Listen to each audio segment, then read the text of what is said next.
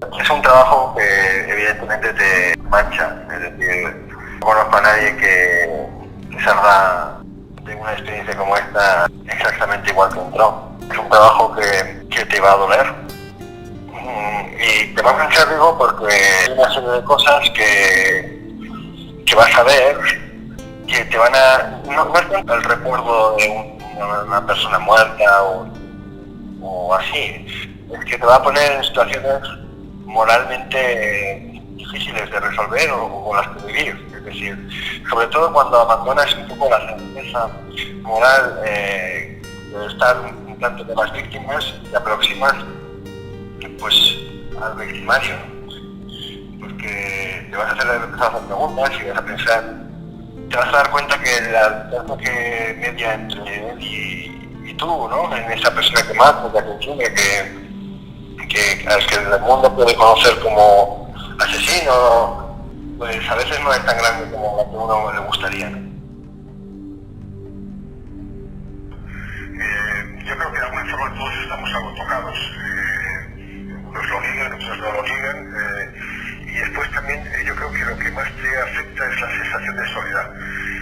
Que regresas aquí y en realidad a nadie le importa ni lo que haces, ni lo que escribes, ni lo que pasa al otro lado.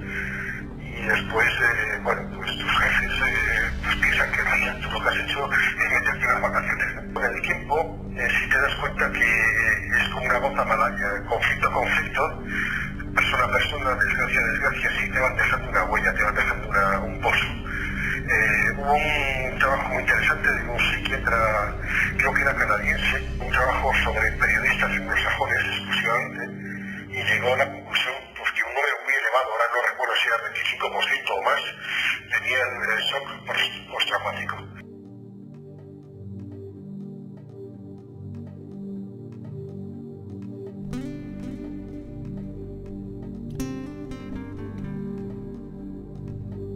El miedo es un factor que está presente y el cual pues, hay que saber también convivir con él, ¿no? Digamos que es parte de nuestro negocio, entre comillas, y lo que hay que hacer es intentar llevarlo lo mejor posible y que no te supere, ¿no? Yo desde luego tengo muy claro dónde están mis límites, tengo muy claro que ninguna información vale tanto como mi vida y por lo tanto pues procuro tomar todas las medidas de seguridad. Sin embargo, pues todos sabemos, ¿no? Que estamos en zonas de riesgo, zonas expuestas y que puede pasar cualquier cosa, ¿no? Por eso son precisamente zonas de guerra. Lo que no me parece de recibo es que por este miedo, por este temor renunciemos a nuestro trabajo o al derecho a la información, ¿no? El miedo es algo que llega cuando tienes tiempo para pensar, mucho o poco. O sea, cuando estás corriendo no sientes miedo, sientes tensión. Miedo sientes cuando estás con una unidad de soldados afganos y estás rodeados por los talibanes y estás esperando que entren y que en cualquier momento te los corten la cabeza a todos, ¿no? O te corten la cabeza a ti también. El miedo de verdad existe cuando puedes pensar sobre lo que estás haciendo. A veces llega en el terreno porque tienes la posibilidad de pensar en eso y a veces llega cuando llegas a casa, ¿no? Lo importante con el miedo no es que lo obtengas o no dejes de tener, sino qué haces con él. El miedo es como un dolor de muelas. Si piensas mucho en él y le prestas mucha atención te puede volver loco. Intenta simplemente vivir con él, pues te va a doler y te va a molestar, pero no te va a paralizar, ¿no?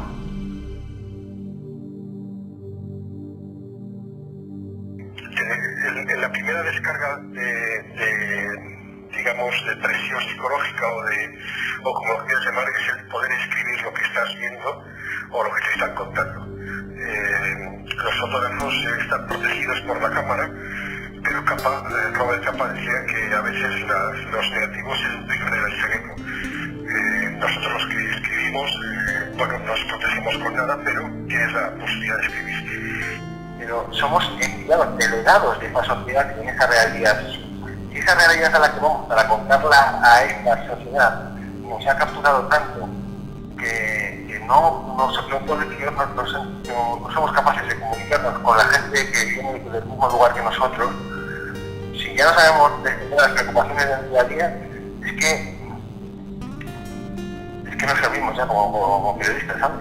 Pues es tu trabajo es le tienes que ir encontrando un sentido personal, porque si no, digamos, la aventura con la que puedes empezar o las ganas de viajar y esas cosas, pues no se sostiene.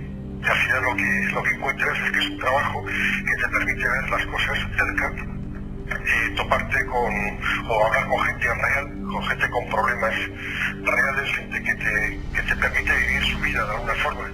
Entonces descubres que tú, gracias a este trabajo, estás viviendo muchas vidas y te estás creciendo como persona. Entonces te das cuenta que, digamos, tu aventura vital se refuerza muchísimo con este tipo de vivencias. Entonces, bueno, te permite, pues eso, pues, quizás cuando te vayas a morir, pues si yo tengo unos segundos antes de morirme de cierta lucidez, pues podré decir que ha merecido la pena porque he vivido muchas vidas en